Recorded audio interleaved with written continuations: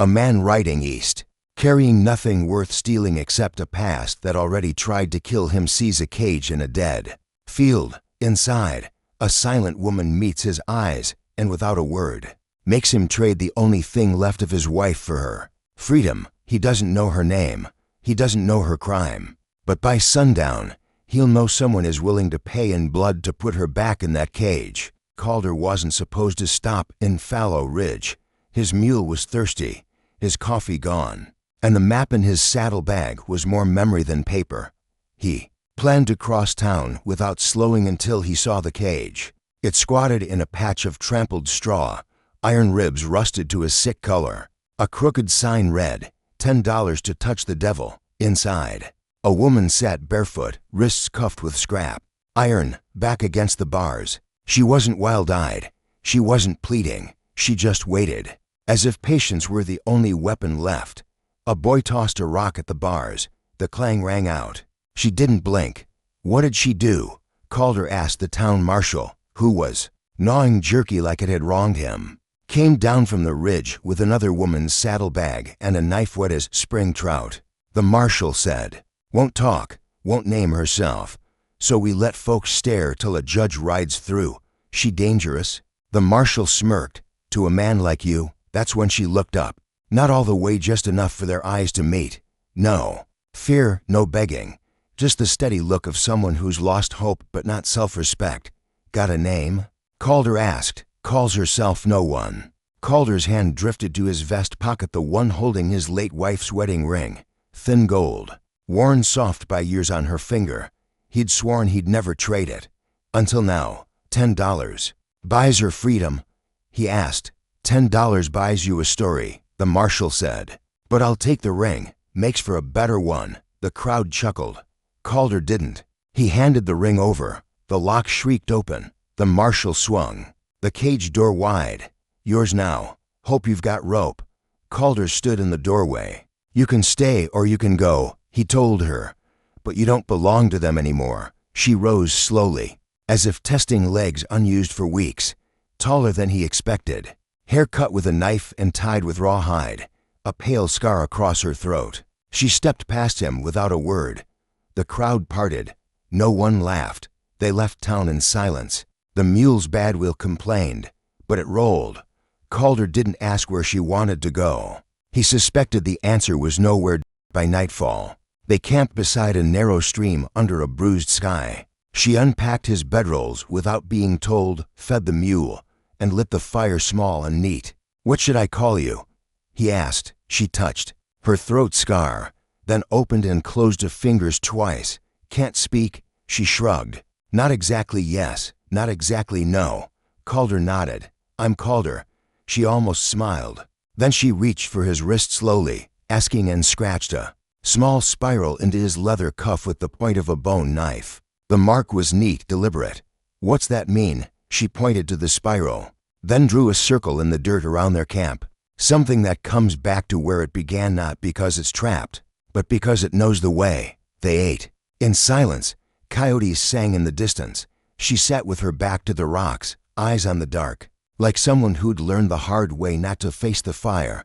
"You don't look like a devil," he said. She knelt and drew in the dirt. A mountain ridge, the sun rising behind it. A small figure with a bow. She tapped the figure. "Huntress, who'd you cut?" he asked. She drew to hands reaching, a knife between them, and a drop falling. She shook her head. She'd cut the other one. Calder understood. A man reached where he had no right.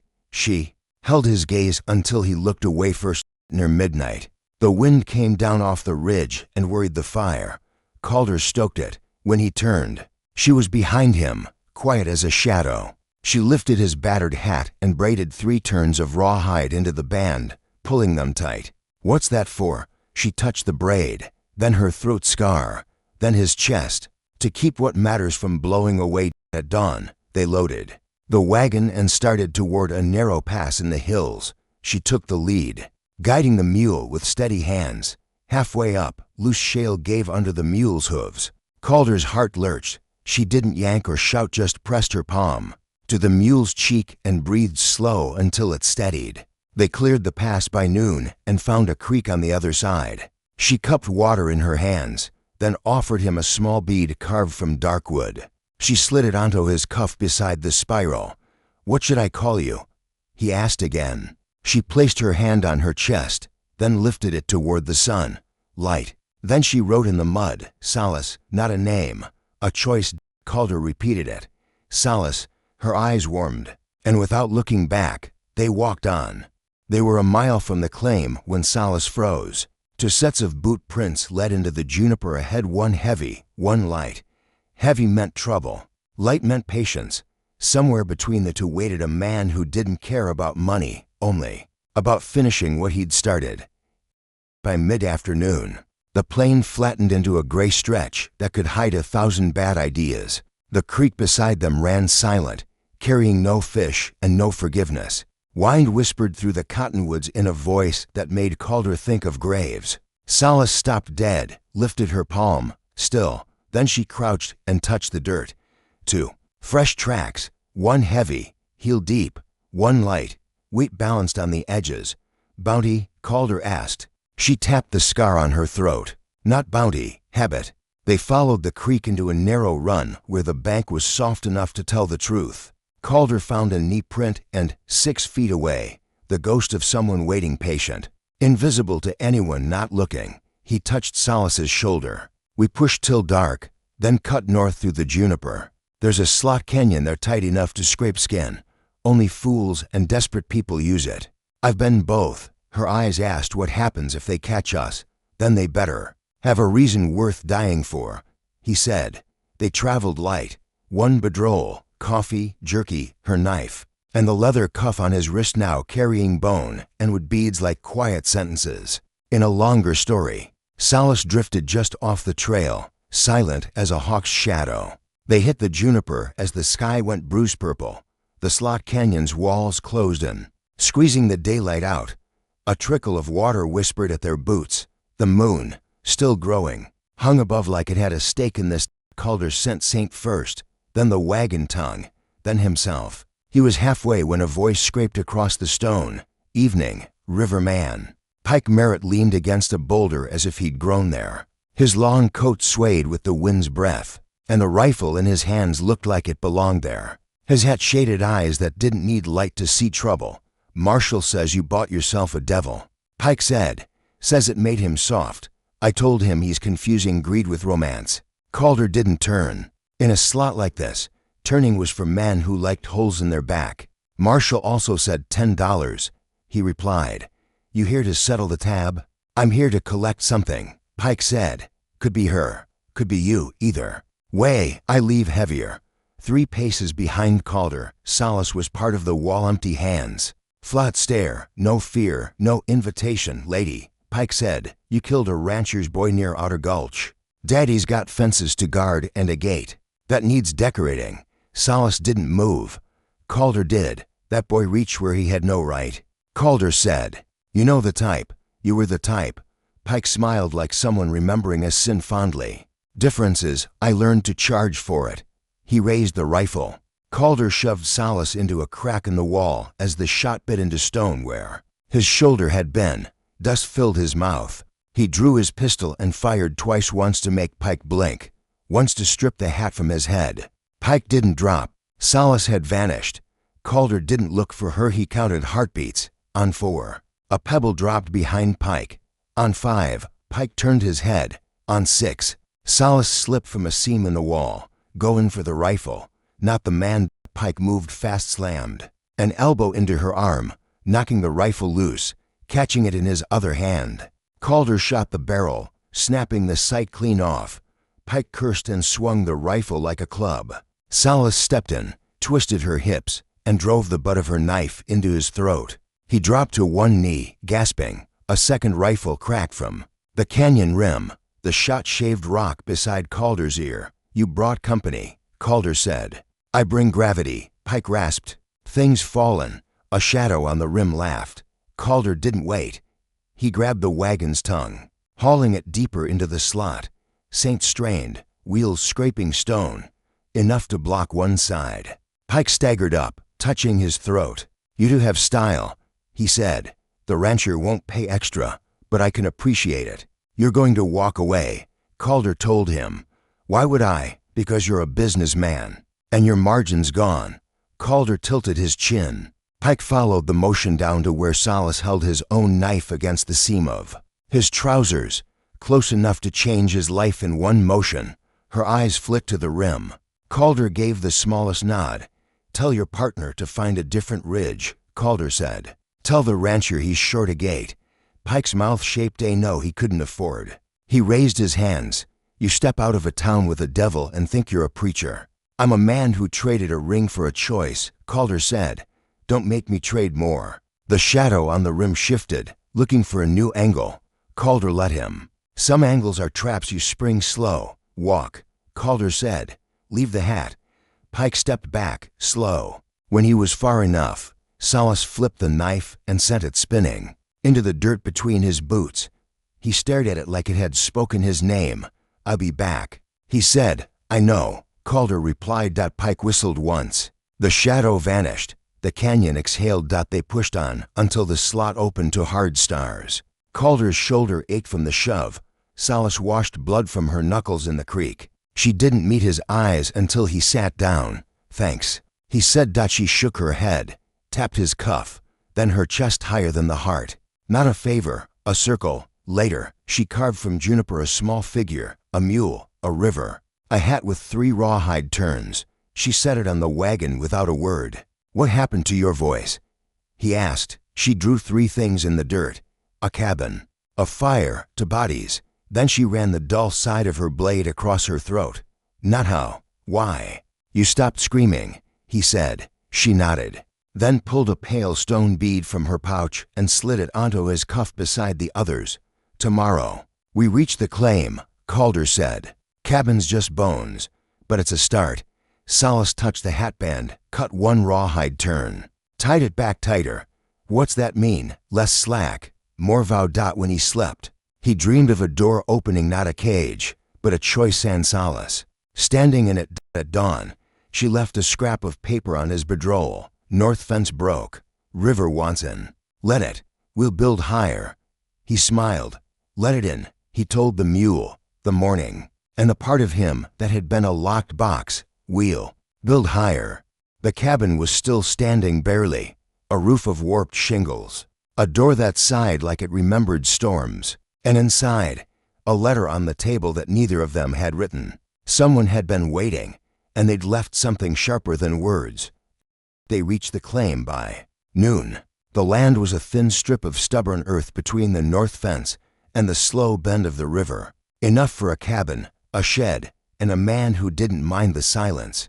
The cabin looked exactly like Calder remembered, walls leaning just enough to worry a carpenter, windows clouded with dust, the chimney leaning like it had been drinking. The north fence was split into places, boards chewed by time or teeth. The river, swollen from mountain melt, licked the banks like it meant to own them. Solace walked the perimeter without a word. Her hand trailed over the fence, tracing its wounds. When she came back, she pointed to the river, then made a cutting motion across her palm. "Or too high," Calder agreed. "We'll have to raise the bank."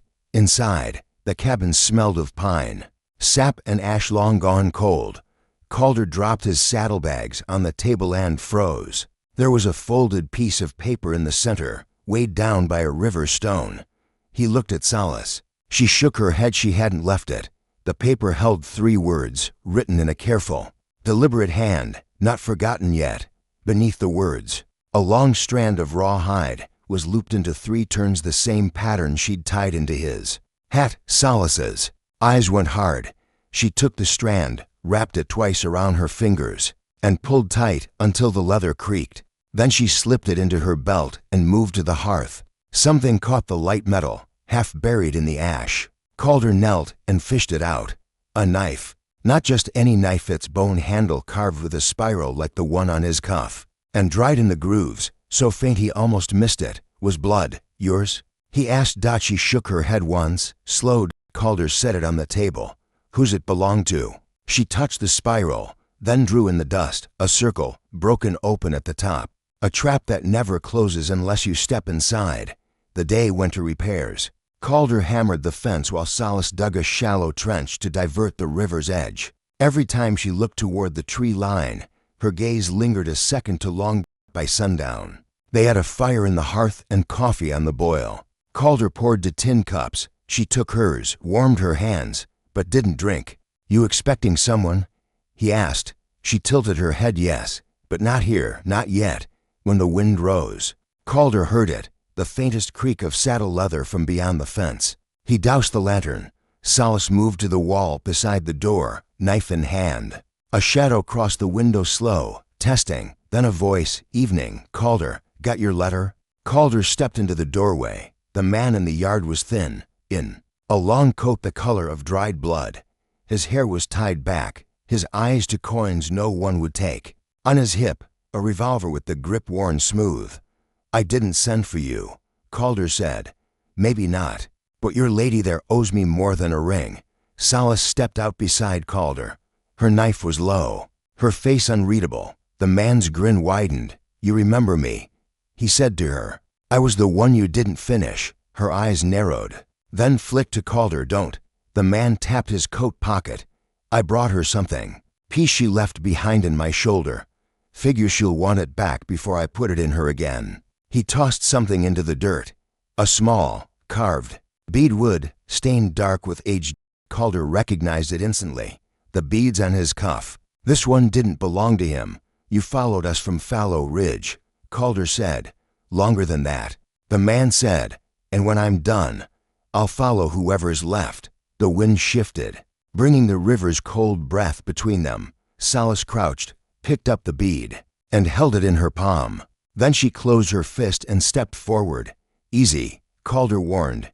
She ignored him, closing the distance until the knife in her hand rested under the man's chin. For a heartbeat, no one moved. Then she said her first words since he'd met. Her horse almost broken, but sharp enough to cut the dark. "Run." The man's smirk faltered. His hand twitched toward his gun, then stopped. He backed away, slow, boots crunching in the frost-bitten grass. "This isn't done," he said. "It is for you," Calder told him. When he was gone, Solace let the bead fall back into the dirt. She wiped the knife on her sleeve and went inside. Without a glance, Calder picked up the bead, slid it onto his cuff beside the others. The cuff was getting heavy. By the time he stepped inside, she was at the table, carving something into the wood. 3 spirals, each open at the top. "What's it mean?" he asked. She drew a line connecting them, circles that would close only when they met in the same place. She pointed to him, then to herself, then to the dark beyond the window. The river rose overnight. By morning, the north fence was a half-drowned skeleton, and Bootprints led straight from the water to the cabin door. Whoever had left them didn't care about being heard. They wanted to be followed.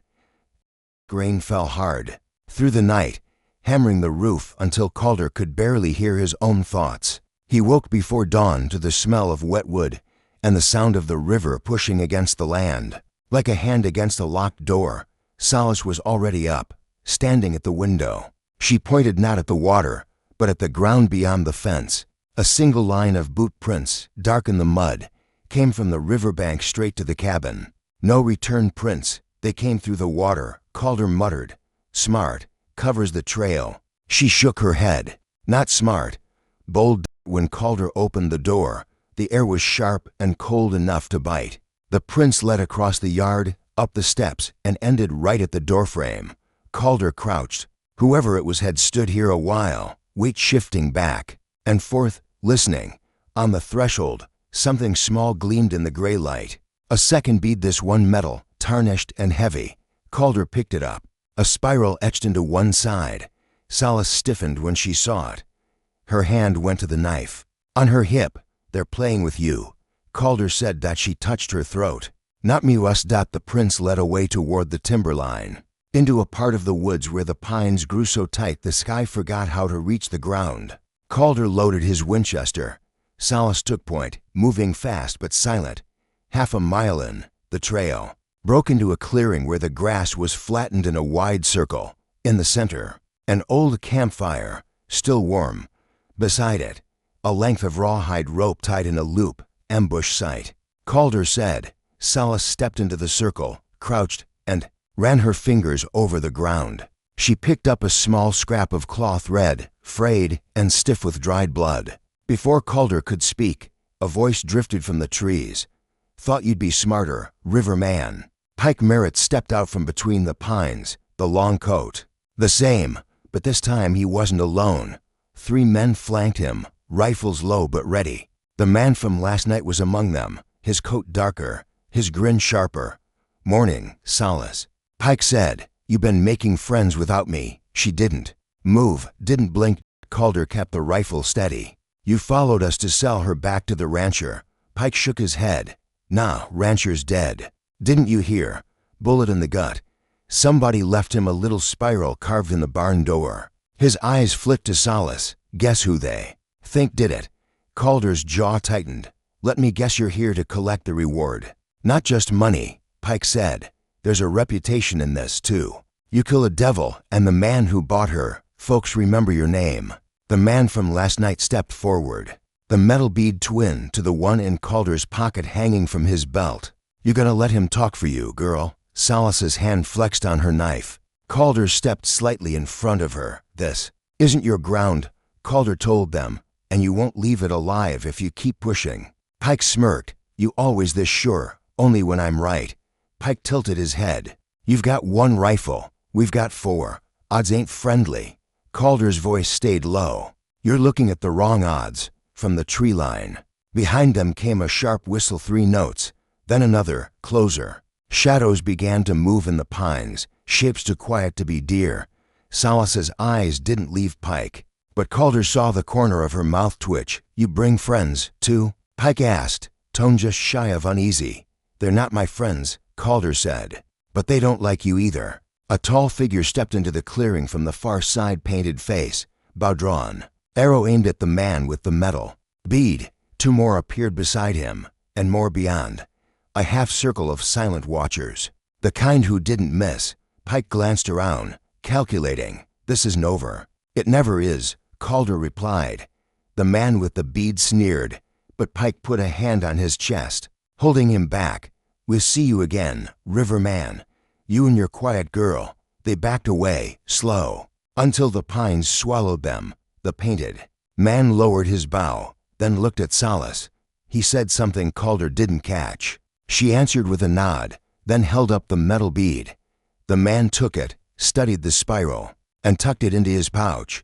He gestured to the forest, then to the river.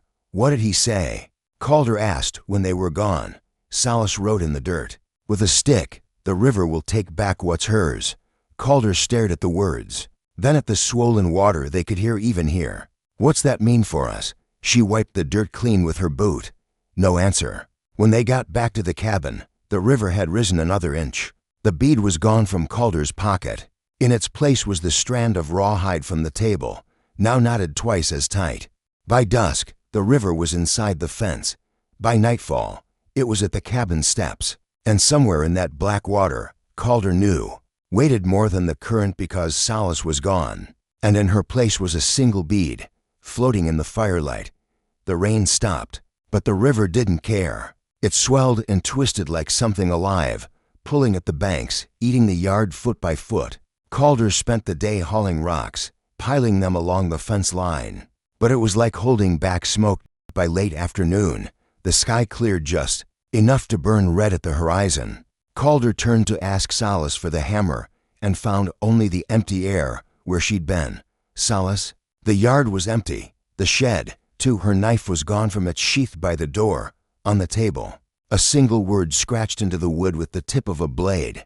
"Trust." Calder felt the air change. He'd felt it before, on river bends where you couldn't see what was coming until it was too late.